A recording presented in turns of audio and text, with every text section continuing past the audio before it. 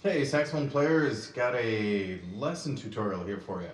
It's an overlapping scale exercise that is really simple, and I think it will really help a lot in terms of learning scales, especially in the harder keys, because it's great to memorize your scales, but once you have them memorized, you still need to go further with them. And overlapping exercises are what you need.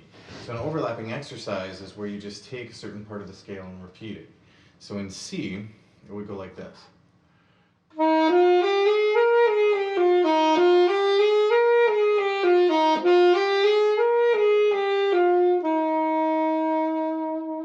of course, low, of course, you want to do it low, it would go.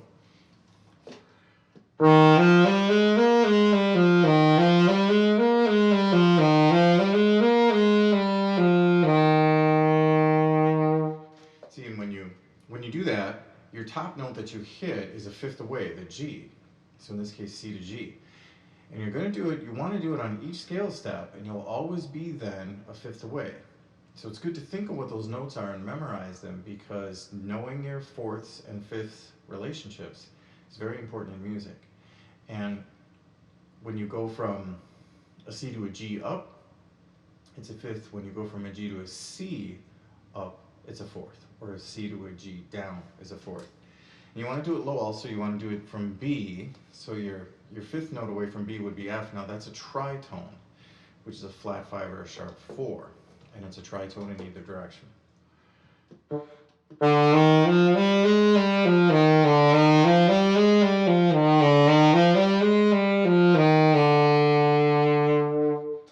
See, so you really work the low range that way. And of course you want to do it up high also.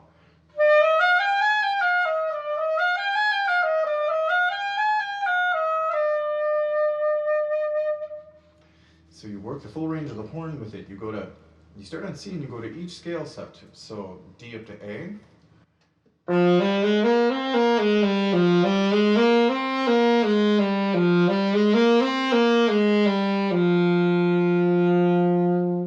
you can repeat it as many times as you want. E up to B.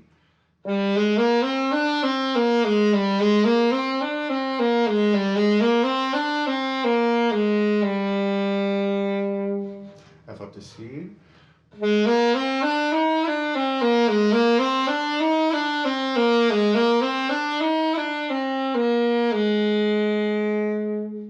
you know, always listen for the leading. The leading is the most important thing.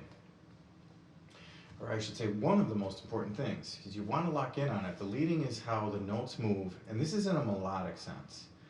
It's how the notes move through the downbeats and the upbeats, and how you sense which notes are on the downbeats and on the upbeats. Because certain notes are going to sound strong, and certain notes are going to sound less emphasized. And how you begin to develop that within yourself is very important. Everyone should look into voice leading. It's very, very important. It will give you a good, strong sense of the structure of the scale, and you will hear your notes better in terms of wherever you're playing, especially in a jazz sense. Great players, great composers have a grasp on the leading, a very, very strong grasp on the leading. If you listen to Charlie Parker, it was like he just held your hand through his solos, because his sense of the leading was, like everything he did, very extraordinary. So now let's say you're going to do this in a harder key. Let's say you're going to go up a half step and you're going to do it in D flat, which is 5 flats, or C sharp, which is 6 sharps. You should see the importance of this exercise, because you can do it slowly and it will really help develop your technique. So in C sharp or D flat,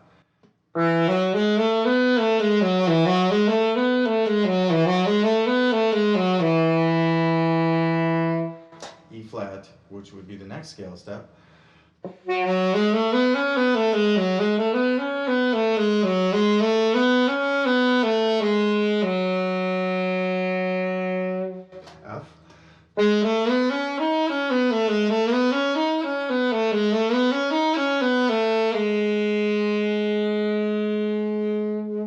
and so on and so on.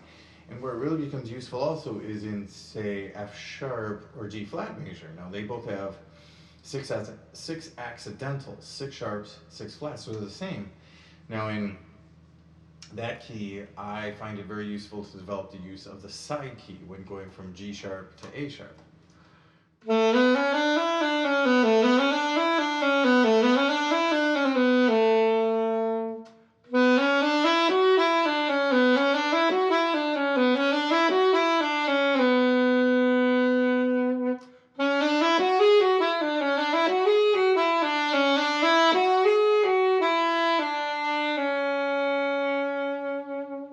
So see, you want to really develop your leading, and you also want to phrase end the notes when you come back to them, because then you can turn it into a long tone exercise, listening to the sound of that last note that you play, give it a nice phrase ending, and listen for tuning. So this is what I have found to be a really great little scale exercise. It's helped me a lot. And again, I can't stress the leading enough, because when you go to develop fast technique, you need to have that leading. You need to have that sense of leading so that you can maintain it and keep the scale speaking as you play fast. Because if you don't have that, your scale playing, your fast playing will not make sense. And if it doesn't make sense, nobody's going to listen to you. So if you go to play a scale fast,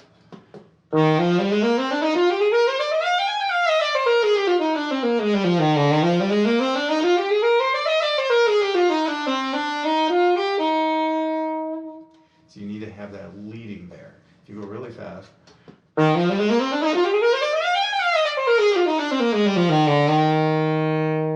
that leading will make it make sense. People will still be able to understand what you're playing or make sense out of your playing, even though you're playing very fast. It's very important. So, I hope this is helpful for you.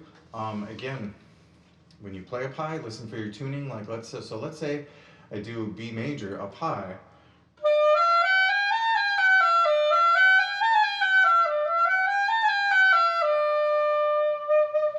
So you can listen for that tuning, and you can also reverse it. So you can start on your high F sharp.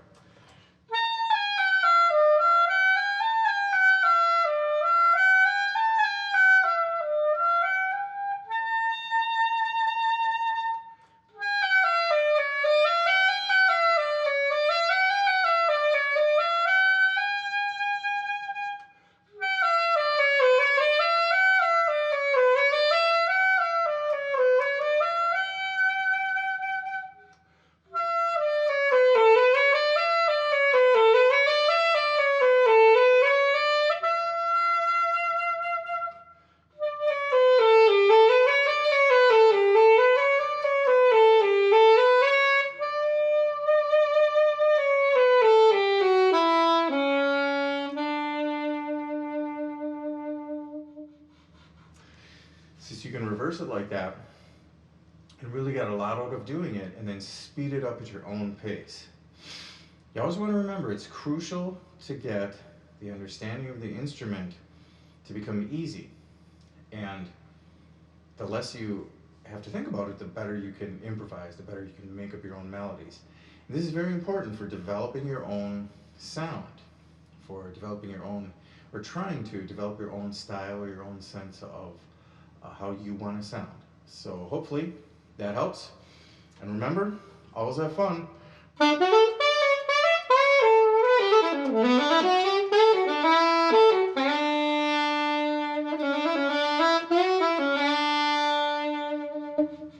When you're playing, okay, take care, have a great day.